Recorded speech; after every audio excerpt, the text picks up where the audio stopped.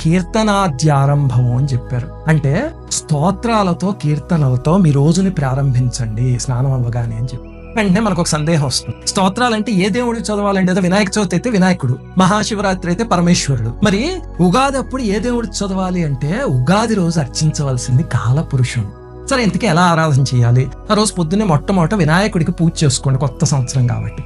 తర్వాత కాలపురుషుడు ఆరాధన చేయడానికి తేలికైన మార్గం పురుష సూక్తం చదవటం. అంటే లేదండి నాకు పురుష సూక్తం రాదు, వేదమంత్రాలు రావు, పర్వాలేదు, విష్ణు సహస్రనామం వచ్చా, అది చదవండి. ఎందుకంటే విష్ణు సహస్రనామం మొత్తం విశ్వమంతా వ్యాపించున్న విరాట్ స్వరూపం గురించి చెప్పారు. అందులో మీరు కొన్ని చూస్తే భూత భవ్య భవత్ ప్రభు, యుగాధికృత్ యుగావర్తో, అలాగే ఋతు సుదర్శన కాలహ, ఈ మంత్రాలన్నీ ఉంటాయి కదా, అవన్నీ కూడా కాలపురుషుడి గురించి చెప్పారు. అంటే విష్ణుమూర్తిని విశ్వవ్యాప్తమైన చైతన్యం కింద చెప్పేది విష్ణు సహస్రనామం. అది చదవండి. అది రాదనుకోండి, చక్కగా రికార్డు పెట్టుకుని MS సుబ్బలక్ష్మి గారు చదివింది అది హాయిగా పూజ చేసుకోండి.